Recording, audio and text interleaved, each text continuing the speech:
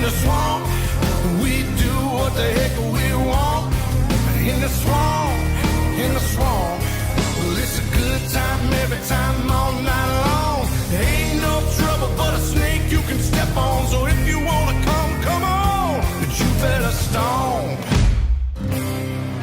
If you wanna party in the swamp.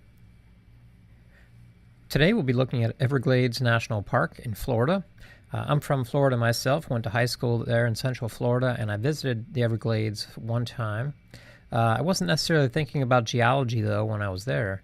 But now that I've put together this lecture, I understand more about how the geology influences the ecosystem of the Everglades. So we'll get into that in detail here in this lecture. We're going to look at the watershed, where the water comes from that sustains the Everglades. We will look at geologic history and rock formations that are underlying this whole area. They have an impact on humans, and humans have impacted them in some degree. We'll look at ecosystems. Your book does a good job with this.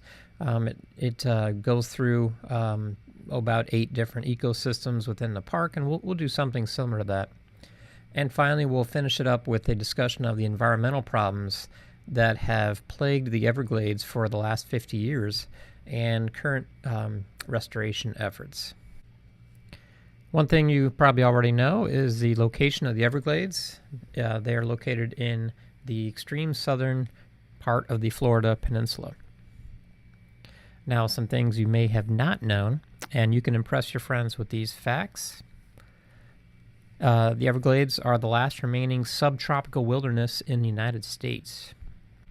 You probably also may not know that it's the 3rd largest national park after Yellowstone, which is the largest, and Death Valley.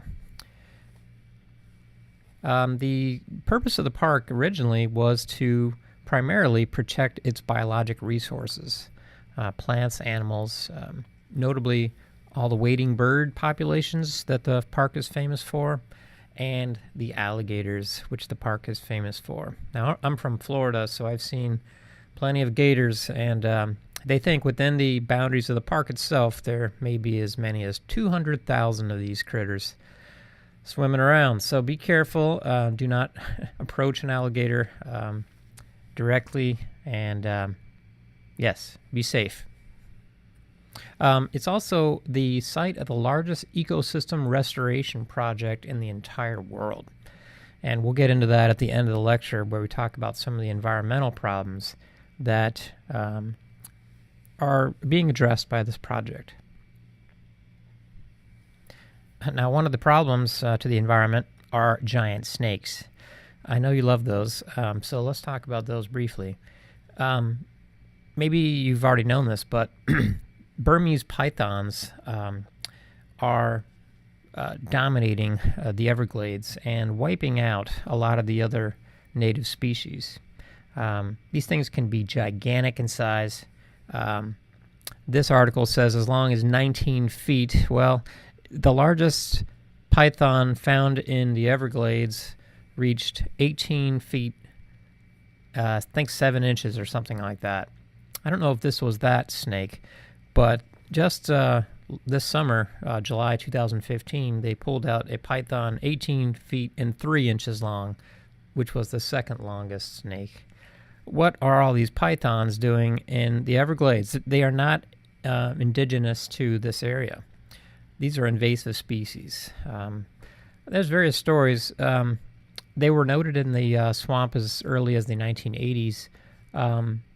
There was a big hurricane, Hurricane Andrew, which did some damage to the Miami area. And I guess I've heard that there was a pet store that had, lost all of their pythons and they escaped. There are probably other sources for these things. People get these as pets, and then they get so big they want to get rid of them.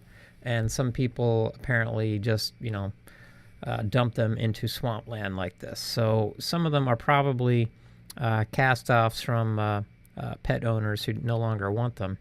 And they have been breeding there for several decades now, and causing real problems with for the native populations of animals. Some of the mammals in the area are almost wiped out. Raccoons are down 99%. Possums down 99%. White-tailed deer, pythons can kill those too, 94% drop. So this is really devastating the ecosystem here. Just this one problem of giant snakes. So people are going in and removing these to help the native populations recover. All right, back to the lecture. Let's look at the larger watershed for this system, because it is much larger than the actual confines of the park itself. All right, so here's the southern Florida peninsula. You can see where the park's located down here on the southern tip. There's the Everglades. The park actually includes this area here in the ocean called Florida Bay. That's within the park as well. But let's see. Let's look at all the red on the map. You can see red is areas of urbanized development. So in southern Florida, cities are concentrated along the coasts. The Florida, West Palm Beach, Fort Lauderdale area here is the closest to the park. And that has expanded to the west, and you can see that it's expanded almost right up to the park boundary here. And then on the west coast of the state, Tampa, St. Pete, Sarasota, Naples is in this area. So Florida is the population is heavily concentrated along the coasts, not so much down here. This was basically swampland. It wasn't developed as much, but areas to the north have been developed in the central part of the state. Here's Orlando up here, and there's a whole chain of waterways, lakes, rivers, part of the Kissimmee River system, and that flows down to the south and drains into Lake Okeechobee. It's one of the largest lakes in the United States, but it's only a couple feet deep. And then from there, the water in the lake during most of historical times, during the wet season, the water in the lake overtopped its southern boundary and it overflowed the edge of the lake and then drained off to the south and kind of went down in this direction towards the Everglades. So a lot of the water that winds up here, sustaining this ecosystem, comes from the north. And so that's the reason why this dark brown line is drawn here. That is the extent of the South Florida Water Management District, and it recognizes the interconnected nature of the water in this part of the state. It all is connected by these flows. There's some other areas here in various shades of color. There's some water management districts, water conservation areas, kind of similar to the Everglades here. There's a large area of developed agricultural land south of the lake. It's mainly used for sugar farms, sugar cane. We'll talk about that later.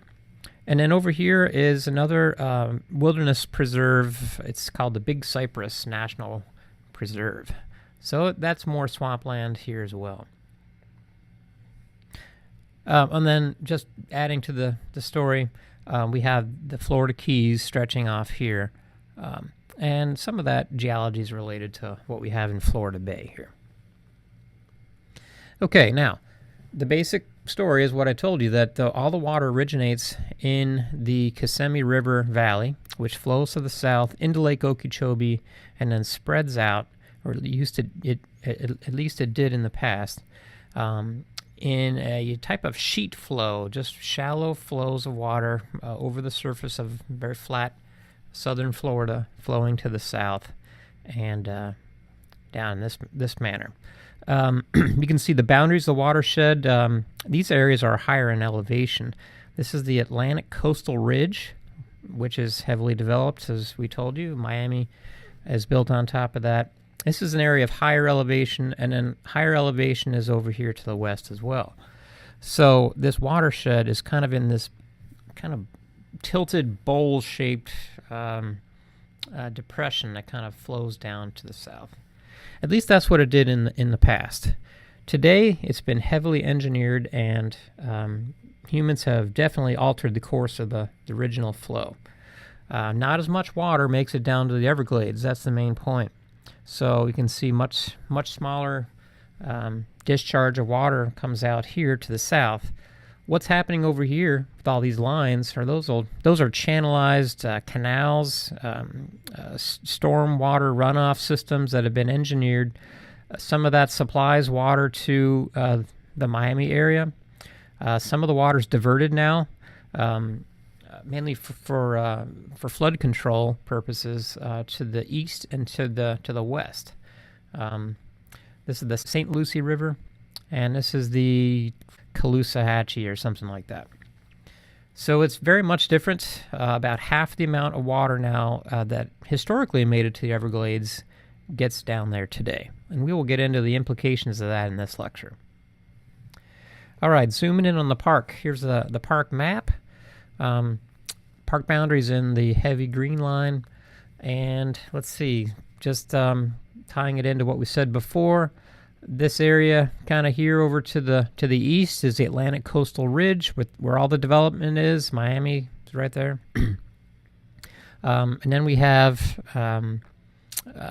access points by roads into the park. There's a way to get into it from the northwest. If you're coming in from Naples, this is Everglades City area here. And then there's this road that goes across Florida called the Tamiami Trail. We'll be talking about that in the lecture because it has definitely impacted the ecology of the park. That forms the northern boundary of the park up here. And as we said, the water comes in via sheet flow from the north. So you can see kind of this area of green here. That is one of these areas of flow. There's two areas of flow. These are called sloughs. That's how you pronounce it. The bigger one is the Shark River Slough here that comes in directly from the north. It's basically almost, some people have said it's the widest river in the world. There's a lot of water flowing down to the south through there, but you would never know it. A lot of it is just choke full of this stuff called sawgrass. So people have described the Everglades as a sea of grass. A lot of it is just grass. There's another slough here to the south. This is Taylor Slough. It's a lot smaller, and that discharges off to the south into Florida Bay. One more thing to mention before we leave this map is another access point into the park here coming from the Miami side, going in this highway. And that'll take you all the way down here to the Flamingo Visitor Center, almost as far as the southern part of the peninsula there. All right, some overhead satellite images here, just to kind of give you another perspective on things. Here again is the Atlantic Coastal Ridge with all the cities on it. Here we have this area of the Shark River Slough coming into the Everglades. Some of the areas to the north of there, remember we talked about the agricultural area south of Lake Okeechobee. There's some water management areas here, more urban areas to the west. Zooming in even more, kind of gives you a little better feel for some of the elevation in the park. Remember the slough here comes in. That's the lowest point that funnels all the water coming in here from the north. And you can really see now, really clearly, how the urbanization in the Miami area has just kind of butted up against the park boundary right here. There is actually another national park in the area. That's down here. It's Biscayne National Park. Your textbook has a chapter about that. It's more about reefs and things like that, but we won't talk about that so much. All right, so let's get into the geology. What is the geologic history of South Florida? Well, we won't go back very far here. Let's just go back 8 million years to start our story. Because of the very low elevation of Florida, it's been inundated several times by the sea. So when sea level rises, a lot of the state is just submerged. And this happened repeatedly over the last 8 or 10 million years. Here's what it might have looked like 8 million years ago. Originally just the northern part of the state was above water. And here's another snapshot at 3 million years ago in the Pliocene. Same sort of thing happened. So glacial ice sheets have come and gone since that time, and that would have affected sea level and exposed parts of Florida above sea level and then inundated them again. So these all left their mark in the form of rock units that were deposited on the Florida Peninsula. So let's just kind of give you kind of a rough cross-section. This might be a north to south cross-section that goes across the Everglades and into Florida Bay here. Maybe the Florida Keys are at the outer edge here. The depths below sea level here, you can see that's about 100 feet, so not too down, not too deep here. And I'm just going to put up this little reference here for some of the names of the geologic periods and epochs that we'll be talking about. If you find a stray piece of rock in the Everglades, an outcrop or something, chances are it might be the Miami limestone. It's one of the more common rock units to outcrop in the park. It doesn't outcrop very often. It's Pleistocene in age. That means between these two times here, between 2.5 roughly million years ago and about 10,000 years ago. What's it made out of? It's made out of limestone. So limestone forms in tropical and subtropical climates. You need warm water. You need lots of productivity by marine organisms, making shells and things like that. Some of these shells will be incorporated within the limestone. But also what happens is that calcium carbonate just precipitates directly out of the warm water. So this happened during the Pleistocene as we submerged Florida in a shallow sea. Here's a geologic map showing you where the different rock units are believed to be located. Now, there's not constant outcrop down there, so this is based on a few outcrops and some other information. But talking about the Miami limestone, yes, it's found in the Miami area. It's named after that. But it's also really associated with this Atlantic coastal ridge, or at least one type of it is. So this type in the brick pattern here, right on the ridge, is this oolitic facies. We'll show you what that is here in the next slide.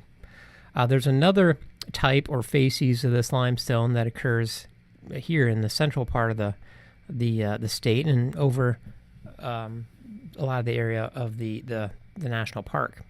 And that's something called the bryozoan facies. What are these two types all about? Well, here's what the Miami limestone might look like. Here's a big chunk of it that was used for the park sign.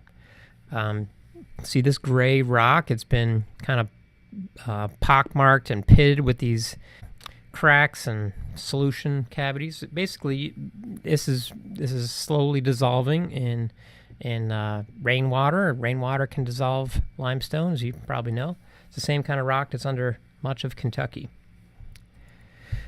So those two types of the Miami limestone, how are they different? This oolitic type is really diagnostic because you can see up close it's made of these round spherical grains. It's almost like a sandstone, but it's not made out of quartz sand. It's made out of calcite or calcium carbonate sand.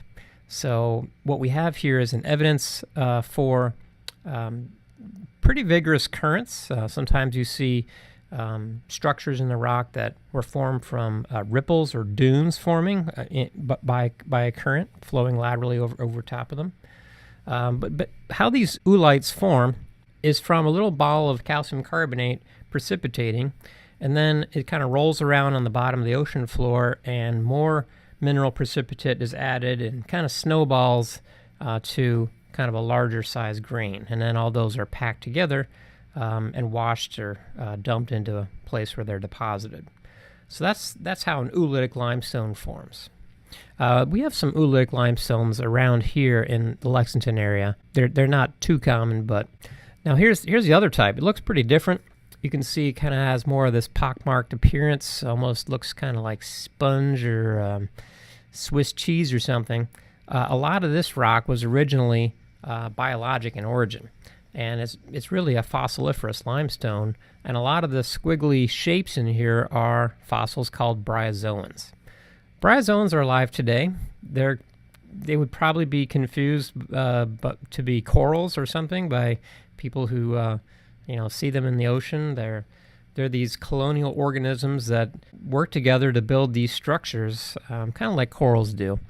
Kind of have these branching twig-like shapes sometimes, but they come in different varieties, and this variety here is this bryozoan type.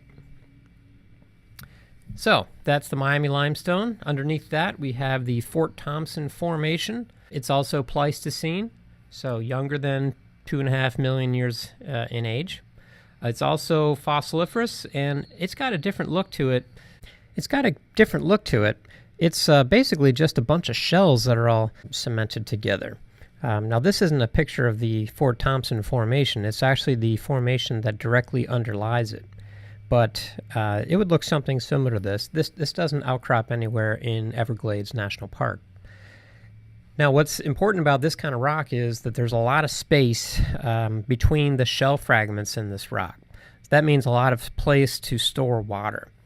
And the Fort Thompson Formation and the lower part of the Miami limestone together comprise the Biscayne Aquifer. It's one of the most permeable aquifers in the world. Very permeable rock. It recharges fairly quickly. Water flows through it fairly quickly. And it's the principal source of fresh water for more than 4 million people in the Miami-Dade County area. Below the Fort Thompson is another unit, the Tamiami Formation. It's a bunch of different rock formations, different types of rocks in it. It's also a bit older. It's Miocene. And notice we skipped some period of time here. There's no rocks in South Florida of Pliocene age, but then we skip down into the Miocene. So it's older than 5 and younger than 23 million years in age. It's like I said, made of different rock formations, different rock types. There's limestone, there's silt in it, there's sand, but there's also this stuff called marl, and that's pretty important for the geology of the Everglades. It's really just another name for a mudstone, a shale that has a lot of calcium carbonate in it. So it's a limey mudstone or a limey clay. So it's not going to be as permeable because of all that fine-grained silt and mud clogging up the pores. So this is the unit, I believe, on top of which the Biscayne Aquifer sits. Underneath that are some older rocks, the Hawthorne group, again, various rock types in here. We're getting underground here enough. This isn't exposed anywhere in the park either, and it doesn't really outcrop until you go farther to the north in central Florida, where I'm from. It's actually famous for phosphate deposits, but that's not really related to our story here today. We mentioned the Tamiami Formation. That's the other formation that outcrops in the park. Notice where that is exposed, where it is exposed. It's over here on the western side. Western Everglades, underlain by the Tamiami Formation, mostly limestones and other rock types. And then the limestones related to the Miami limestone off to the east. Now, where is bedrock actually exposed? Really, the areas of green show you where bedrock is closer to the surface or actually exposed at the surface. So that would be on the Atlantic Coastal Ridge, we mentioned that, where the Miami limestone is, particularly the oolitic variety, and over here on the west where the Tamiami Formation is. Those are the two areas of limestone bedrock in the park that you would have any chance of seeing it. The areas in the orange in between are lower down. They're areas where the water's flowing on top of the surface, and those sloughs there. Shark River Slough comes right down this way. So there's really not a whole lot of solid bedrock exposed there. It's dominated by younger deposits, younger as in less than about 12,000 years in age. Those sediments are not solidified or lithified into solid rock yet. They are loose, more unconsolidated, softer materials. Things like soils and these clay-rich muds called marls. and the soils there are waterlogged, so they're called muck soils, and stuff called peat. Let's talk about the peat next. Peat's very important in the Everglades. Peat is basically compacted organic material that gets buried and doesn't oxidize, and so is preserved. So it doesn't rot away like most organic material does if you leave it at the surface.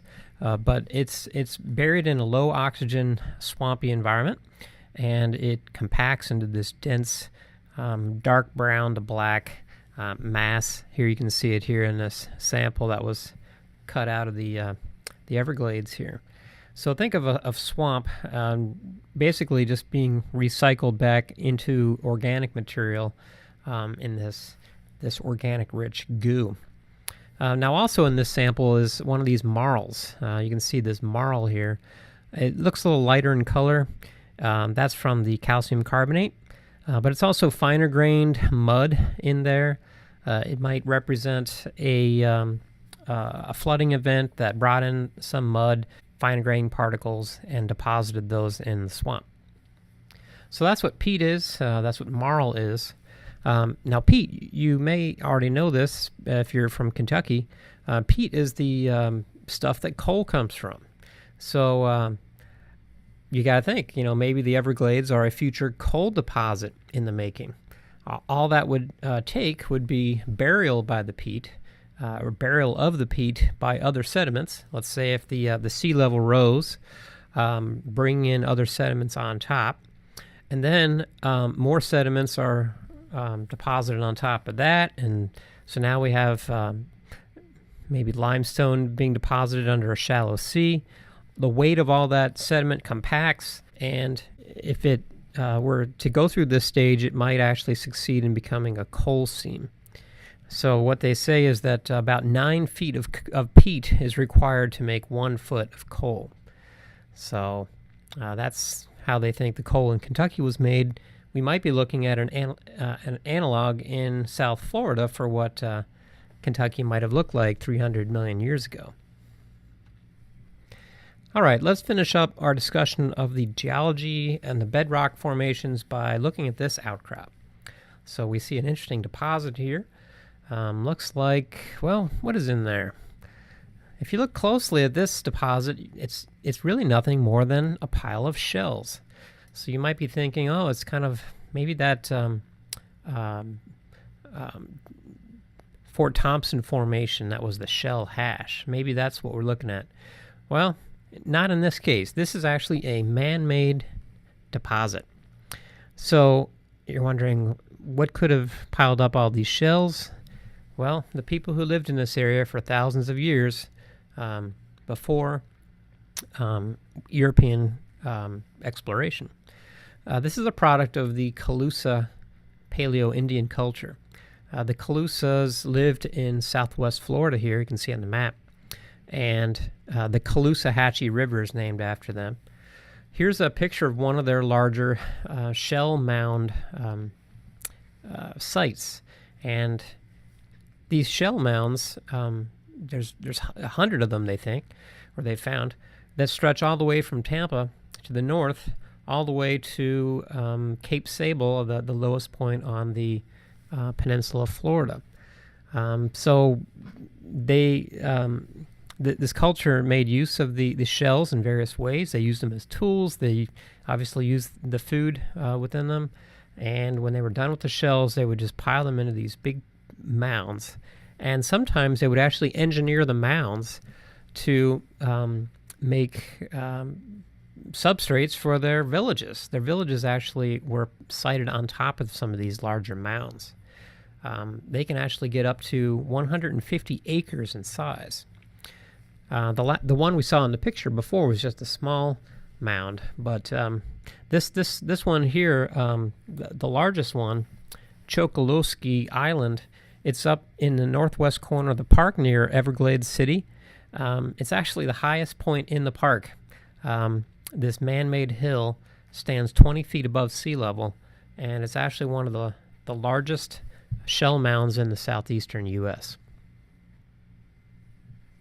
Okay, so let's talk about the wetlands ecosystems and how those are related to various factors, including geology. All right, now it gets complicated. This is the park map, and the source that I got this from listed about 9 of these different ecosystems here. You can notice they're all color-coded. So if you want to refer back to this for more detailed information, feel free. Your book cuts it down to 8 ecosystems and go through discussions of each one of those. I'm going to simplify it down to 4. So here's my simplified version of the previous map. So what we're looking at here is a map of southern Florida, and the colors here match the colors with these 4 general ecosystems. All right. This little dotted line here represents a cross section, and if you were to make a cross section going from the brown to the blue here, you would be kind of traversing along this diagram. So obviously we have higher elevations to the right. Those are about 7 feet above sea level, all the way to the left of the diagram, where the bottom of that deposit here stands at about 7 feet below sea level.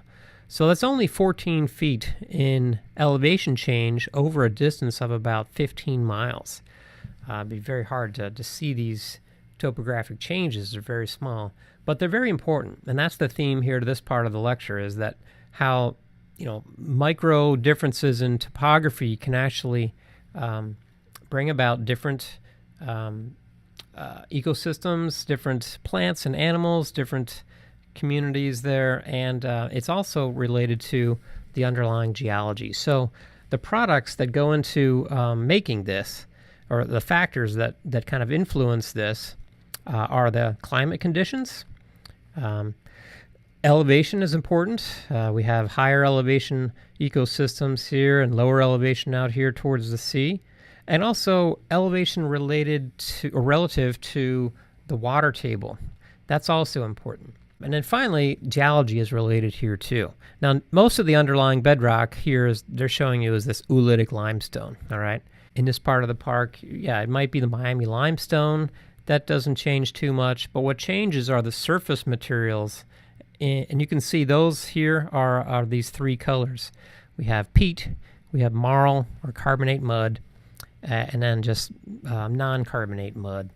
That's what's causing these changes. And so what I'm going to do now is I'm going to step through them. We're going to start out here in Florida Bay in marine and estuary conditions, and then gradually come ashore, and we're going to be pretty much moving in this direction. So Florida Bay, you can see it just looks fantastic. Looks like the place I want to go for my next vacation. The deposits in the bottom of Florida Bay are fine-grained calcareous muds. They're relatively young. They're believed to be less than 5,000 years old, and they lie on top of older bedrock, namely the oolitic facies of the Miami limestone.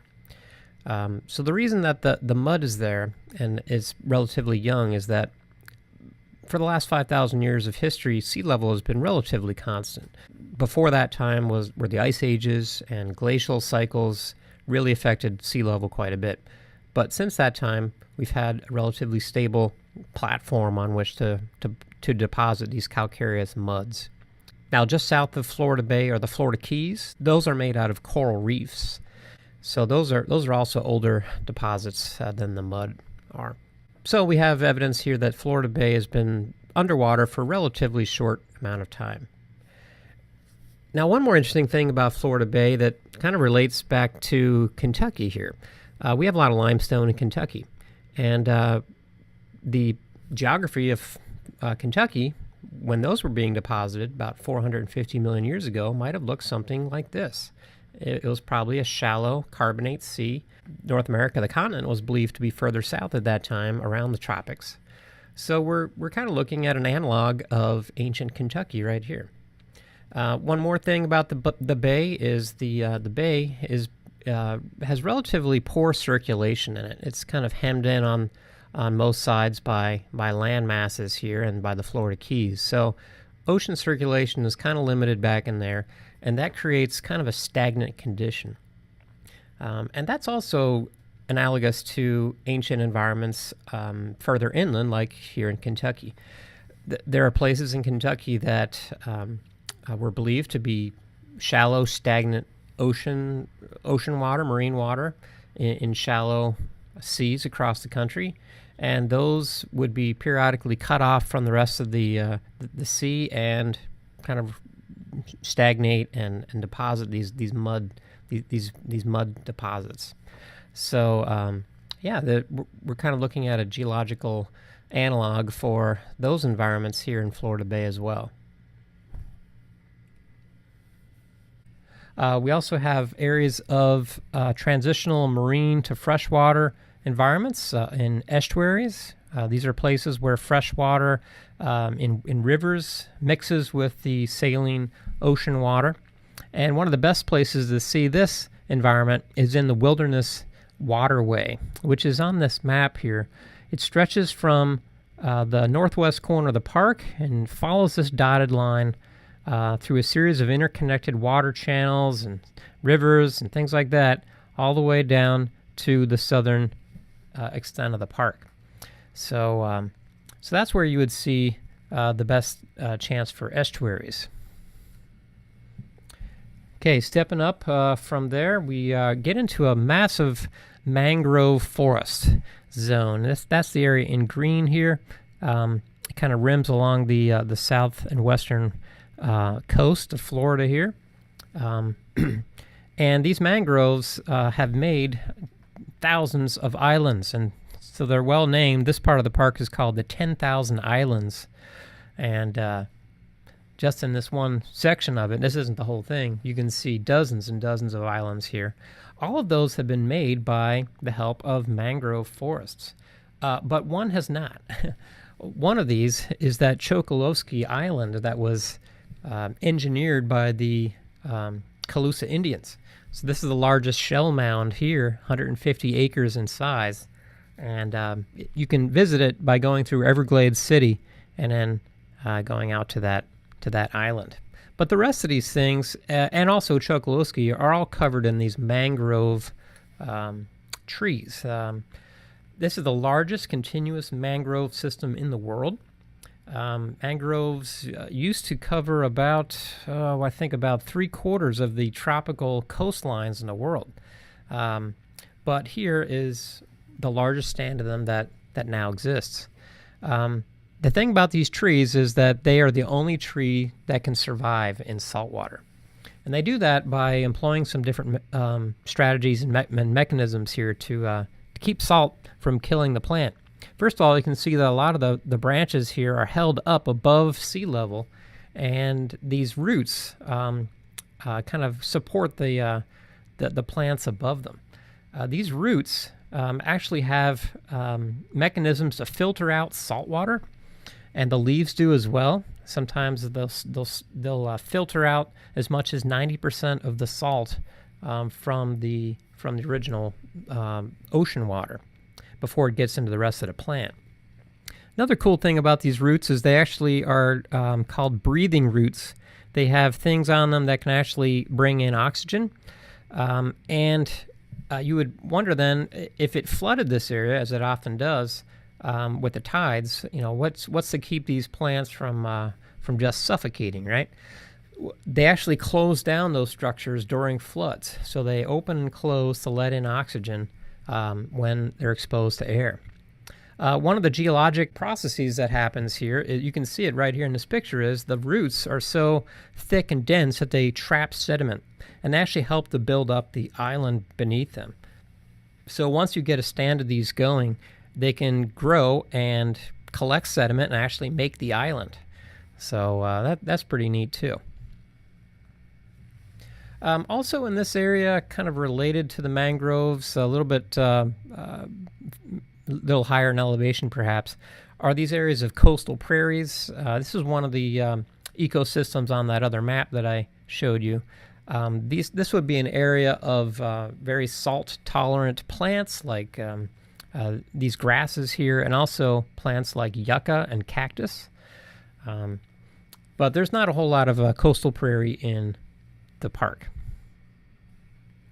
All right, moving uphill here, we get to this this very complicated area here. It's called Mosaic of Freshwater, Slough, Sawgrass, and Tree Islands.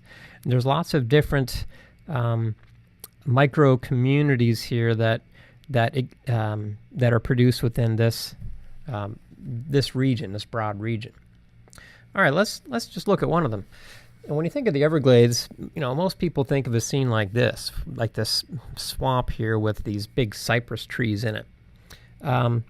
Cypresses are found in one part of the park down here. You can see the brown color here. You can see they actually occur on the southern edge of this Atlantic coastal ridge, right, where it starts to go up into higher elevations. So there's one of the cypress swampy areas there. But there's a much bigger one just outside the park boundary called the Big Cypress Swamp. And this is the national preserve that's just north of the Everglades. Now, you remember what rock was exposed up there? Well, it was the area where a lot of bedrock is exposed, here and over here in this area, as we just pointed out. So there's a link then between cypress and bedrock that is exposed at the surface, or close to it. But you remember that it was the Tamiami Formation that dominated over here in the northwest part of the park. So that's the Pliocene limestone that outcrops there. What is it about the limestone that produces the stands of cypress? Well, it's sinkholes that develop within the limestone. And we're seeing some sinkholes here in this overhead picture. Here's a big one. And you can see around the edge of it there are habitats where cypress trees would take root. And all these smaller holes are probably also smaller collapse features. So you need a deeper area of standing water here, fresh water, to make these cypress groves happen. And so here's what it might look like in cross-section. Here's the sinkhole. It's kind of a low spot. And look at all the peat that's collected down there. That would be the remains of previous cypress trees that have existed in the past and have been recycled into this peat material. And this would be a low spot then that's perhaps related to a collapse feature like a sinkhole. Now they have a picture of an alligator hole in here. Sometimes when the alligators get in, just them moving around and moving around in the sediment actually can be an agent of erosion itself. And so they can actually hollow out kind of like a wallow here for themselves. And you definitely want to stay away from those areas. All right, we get to our next environment in this broad mosaic. This is the freshwater slough. This is really the heart of the Everglades. Remember, this is what extends far to the north all the way to Okeechobee, or at least used to before all the engineering projects happened. So the freshwater slough are these kind of deeper channels where water flows from north to south into the Everglades. But the rest of it, most of this area is really just grass. And you can see the grass is standing in kind of soggy, shallow water here. This type of grass is called sawgrass, and I wouldn't recommend walking through it because it will cut into your skin like a saw. It's got a thin serrated edge on it. So just a reminder where these sloughs are. We're talking about this region here. This is the largest one, the Shark River Slough, and then the Taylor Slough is down here to the south.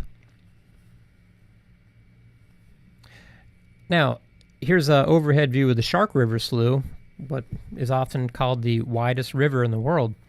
You can see from the air that a lot of this is really just water with a lot of plants in it.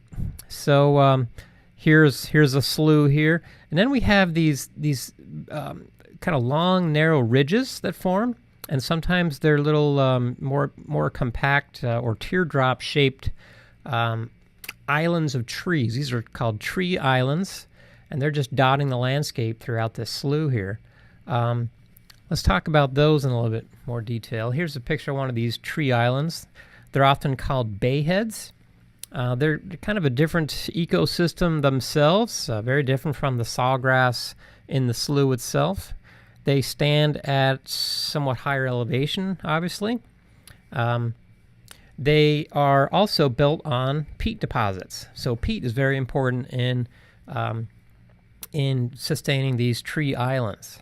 And remember, the peat would be the remains of previous forests that used to live on this spot. Then buried by this layer of clay or marl here. You can see they support a lot more diversity in trees and things like that, different from the sawgrass sloughs. So that's what a tree island might look like in cross-section. You notice from the map, and here's a picture of that park map again, zooming in on a part of the Shark River Slough. These tree islands are marked in this dark green color, and a lot of them seem to be lined up, kind of parallel to each other. Here's a overhead view of some of these. Not only they're aligned, but they're also teardrop in shape. All right, and they can actually tell you something about how the river is flowing here, how the water's flowing. And really, they're sculpted by the sheet flow that flows around them and kind of sculpts them out into these kind of aerodynamic-looking shapes, and then kind of have this long trailing tail in the direction of flow. So again, there's these deeper channels in here, and then there's the shallower ridges, and then some of those ridges poke up and form these tree islands that are underlain by that peat. So that microtopography, the deep sloughs and the higher ridges and then the tree islands, this is all very important in sustaining the ecology of the Everglades. Let me tell you how. So what's really important in this part of the world is the cycle of rainfall and drought. So in a period of drought, the sloughs would be the only areas with water in them. At least in the past, they used to behave like this. And so then they would expose these ridges as the water level declined. That's very important because the shrinking area of water would concentrate areas with fish in them. And that's why all these wading birds really took off here and are world famous for this area. The birds would find easy pickings and the fish in the slough areas during the drought. And then as water would come in during the wet season, the ridges would flood and peat would be deposited on those ridges, and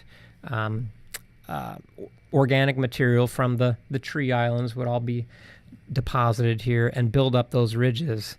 And so that rate of buildup of peat on the ridges and in the sloughs would be sustained by that cycle of wetting and drying of this area.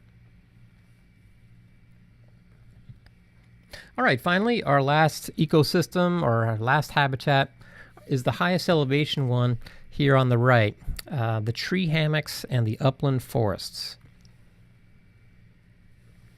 Now this area is pretty small. I'm going to use the park map again here. This is the area we're talking about in the light green. It's along the road here that comes into the park. So this is the Pinelands region. And that's really the only one in the park, but there's another one kind of similar to that outside the park boundary over here. So this is really different terrain. It's out of the water. It's not so much of a swamp anymore. It's well drained, and it supports these stands of slash pines. These used to be very extensive. They used to actually dominate this entire Atlantic coastal ridge at one time. But as you can see, urban development in the Miami area has really done a number on those slash pine forests, and now this is the only little bit that's left. These are also believed to be the most threatened of the various ecosystems because this is where some of the more rare species of animals live. For example, the Florida panther is thought to be kind of indigenous to this area. It lives in these pineland forests. And also, and I didn't know this before I wrote this lecture, the Florida bear It's a black bear that lives down there. It also lives in these pine forests. But again, you can see that a lot of them have been lost over in this part of the state from development, and then this is the only part that's left. Now, one of the problems here is the fact that this isn't just one continuous area. Actually, what is more the case here is that these are separate patches of pine forests, and so they're not all connected anymore. And so that's another problem for preservation of these endangered species, is keeping their habitats connected. The last segment of this lecture will be discussing the environmental challenges facing the Everglades, as well as some current restoration projects that are attempting to address them. Well, the history of the Everglades changed quite a bit once modern development started happening down there, and really it was well underway by the 1900s. There was agriculture happening down there. There were canals that were being dug, but one event in 1928 really changed the system quite a bit, and that was the 1928 Okeechobee hurricane. This hurricane was the second most deadliest hurricane to hit the United States. And most of the damage happened just south of Lake Okeechobee. There was a storm surge that affected areas to the south of the lake. The lake emptied out and flooded up to 20 feet in some places the communities of Belle Glade, Pahokee, and South Bay. And there's a picture here showing you just some of the flooding. 2,000 people died in this flooding event alone, and another 2,000 people died from this hurricane in other places. So mainly as in response to this event, to control the flooding in South Florida, a major construction project happened over the next 10 years. And by 1938, the Herbert Hoover Dike was completed. It was a earthen dam or levee that would prevent flooding to the south of this lake. Remember, that's where the water from the Everglades ultimately comes from. So this affected the seasonal sheet flow that used to come off the lake. Now it's regulated, and discharges are controlled by canals and other waterways away from the lake. And you can see from this map that there's a whole bunch of canals that have been dug here now. And these canals serve in two ways. They serve to regulate water delivery to urbanized areas like Miami here, but also they pump water into the lake to store it. So it's a it's a major change for the hydrology of the system there. Another major change were the connection of two rivers, one to the west, this is the Calusa River, and one to the east, this is the St. Lucie River. They never connected with the lake, but they dug some canals, and now those two rivers take flows away from Lake Okeechobee off to the east and west. So this definitely affected the flow of water into South Florida. Here are some of the canal systems that were dug. This one here is heading across some agricultural land just south of Lake Okeechobee. The canals deliver water to the fields and also act as storm flow control. Here's a picture of the agricultural area just south of the lake, and here's a map of it. It's the area in green right here. That was already being developed by the time of the hurricane. It's mainly sugarcane.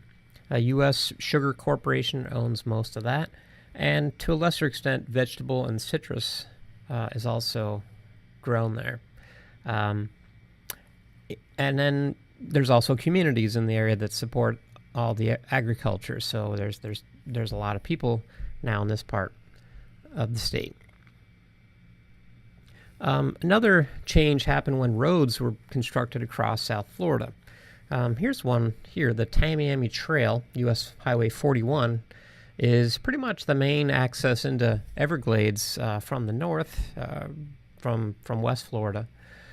As you can see, the route of the highway heads straight across the Shark River Slough. And remember, that's where all the water comes into the system from. What has happened is this road has acted as a dam and is holding back flows into the park. You can see this really well in this picture. We're looking to the north. This is a water conservation area just north of the highway, north of the park. And then following along the road is a canal. So all this water that's flowing down this way gets intercepted by the canal and shunted off to the side. You can see the area just south of there is relatively dry. It's getting starved of water. So this caused another decrease in flow for the park. All the decreases in flow resulted in problems of soil loss. Now you think about what the soil is made out of in the areas of the Shark River Slough. It's mainly this peat soil. It's very soft. It's this muck, peat muck soil. It's extremely fertile. That's why the agricultural areas were located where they were. They thrive on this type of soil. But if you dry it out, it dries out and it blows away in the wind. Another thing that happens is it gets oxidized by oxygen, and it turns from organic carbon in the soil into carbon dioxide gas, which is lost. So soil loss is a major problem here in the northern part of the park. You can see this is the northern part of the park here, Tamiami Trail, what we were just looking at. So just south of there, soil losses have ranged or estimated somewhere between a few, 2 to 3 feet or something like that within the last 50 years or so. Soil loss is just one component of land subsidence. A couple feet of peat soil loss has contributed, but on top of that, there's been as much as 10 feet in places just south of Lake Okeechobee here in the agricultural area, as much as 10 feet of land deflation over the last 100 years or so. So that's resulted from soil loss, but also other factors like soil compaction. So if you take out water between the pore spaces in the soil, you remove the water, well then the soil tends to collapse into those formerly open spaces, and the whole thing collapses down. This has all resulted in problems downstream in the Everglades, where habitats have been destroyed and wildlife populations have been in decline. A good example is the wading bird population. You know, the park was founded and is world famous for the bird species it has, but now scientists believe that birds have declined up to 95% just over the last 50 years since all these engineering projects have started. One of the reasons for the birds declining so much is the loss of the microtopography in the slough and ridge area, in the Shark River Slough area. Remember, the sloughs would be deeper areas. They would have water in them during the drought, and so all the fish would be sort of trapped in this drying down, deep channel, so birds could get at them easier. Well, now there aren't as many deep areas, and we're not maintaining those flows, so the whole system is drier than it used to be and doesn't support that many more fish. The Florida panther, believed to be less than 100 left in the wild in Florida. Remember, their habitat is the uplands, the pine uplands region in the park, and that is pretty small area now. It was actually one of the first species to be put on the endangered species list. They're definitely under threat. Other invasive species have taken over the Everglades. We talked about pythons before, but cattails is another one. These are not indigenous to the park either.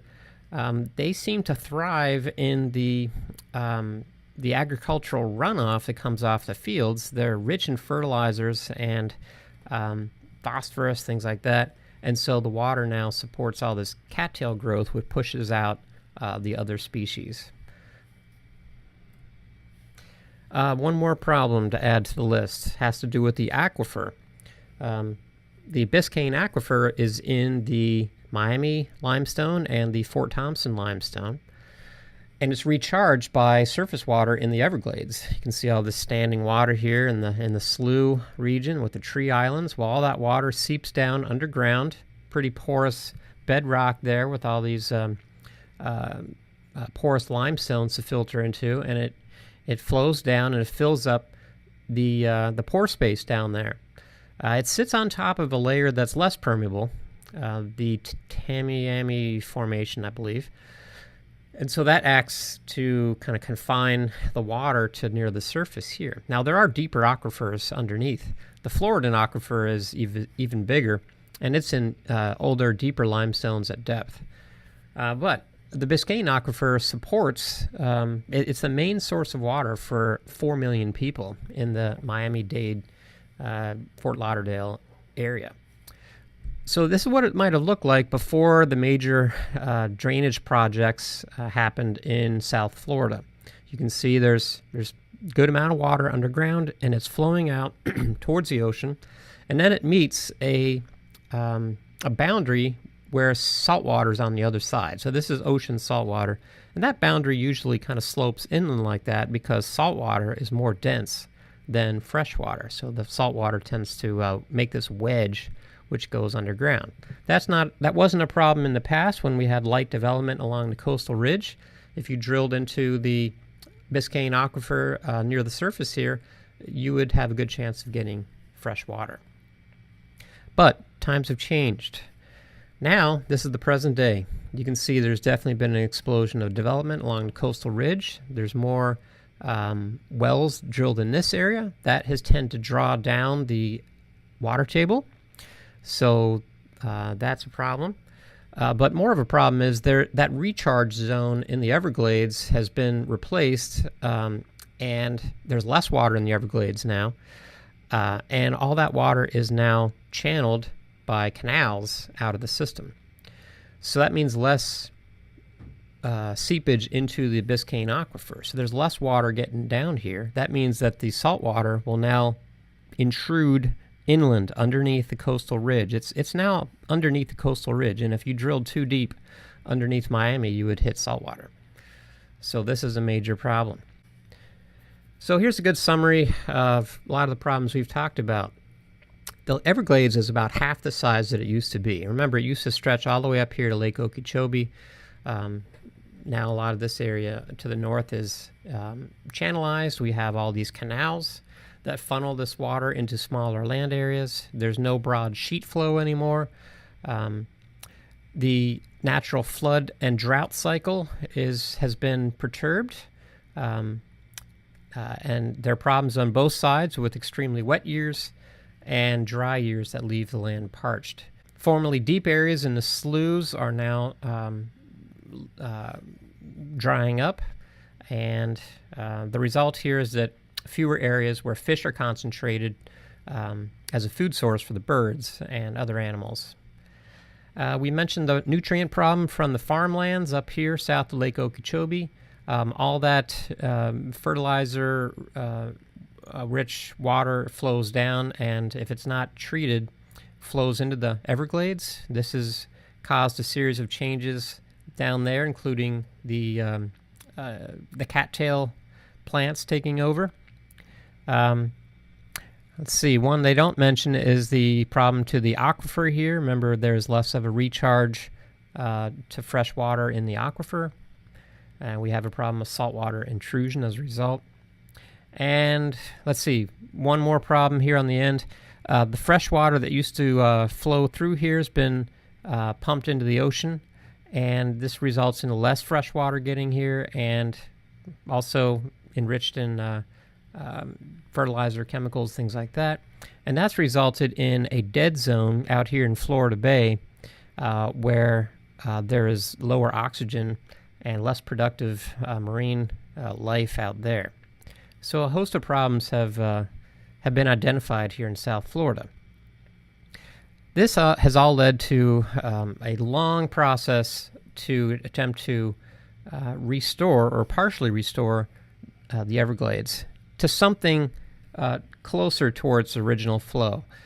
It's probably impossible to get to that original flow here. We had larger amounts of water in the past going down, but now we have about half as much. So the goal here is to direct some of this water from Lake Okeechobee down into the Everglades once again. This plan here is it was passed into law in 2000. Massive piece of legislation. It would cost about $7.8 billion. At least at that time, it was estimated to cost that amount, and the whole plan is planned to take 30 years. So we're already 15 years into it right now, and Florida has already spent several $billion already in projects related to this. Progress has been made, but this plan has been hampered by politics and funding problems, and part of this is really just a timing issue. Notice it was passed in 2000, just before the economy started its downward tanking there, 2001, and later in the recession. So this has been a major problem, is to provide funding for this. And there's been a lot of political pressure involving changes in land use here in South Florida, and there's not everyone agrees on the solutions here. One of the strategies in this comprehensive plan involves backfilling some of these canals and rerouting the water into more natural channels and building back the floodplain. You can see this used to be a channel here. It's now been backfilled, and the water doesn't head down this channel anymore. Some of that water heads into the streams. They're also engineering those rivers that were connected to Lake Okeechobee to reduce the flow going down those rivers as well. One of the major projects that's seen some progress is the problem with the Tamiami Trail Highway being a barrier to flow to the south. So look at the area of red here. That's the area where this project is happening, just right where the highway heads across the Shark River Slough.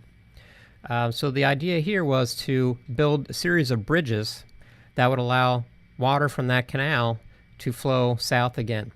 The original plan called for 11 miles of bridging to be constructed to allow water to bypass the road, but so far only 1 mile has been constructed. However, there's funding, I think, has been set aside for another 5 miles of bridges to be completed in the future. There are ideas in place to address the problem of loss of water in the Biscayne aquifer and saltwater intrusion. Just to remind you again what the present-day situation is, we have all this development along the coastal ridge and less of a recharge area here, and so less water is making it down to the aquifer so that more salt water is getting into the aquifer near the coast. What is the proposed solution here? Well, it involves reestablishing those wetlands so there's more recharge in the area north of the Everglades, letting some of that water percolate into the subsurface from there. There's also a strategy to inject wastewater from wastewater treatment plants close to the coastal ridge to build back the aquifer here where salt water is getting into it. So that would provide another source of fresh water, and that sort of strategy has worked in places like Los Angeles. They have a high density development over top of a coastal area, and they inject wastewater underground to hold back saltwater intrusion from happening as well. Finally, let's finish up here with just a reality check as far as what this restoration effort can result in. The restoration of the Everglades will not restore it. The word restoration is kind of a misnomer. And this quote from one of the studies here that came out several years back related to this comprehensive Everglades restoration plan really says it, that the restored system will be better than the current one, but it's not going to be anything like the previous one that was in the past. It's not going to be like it used to be, but we'll see what happens on these projects in the coming years. Well, thanks for listening. Hope you enjoyed the lecture.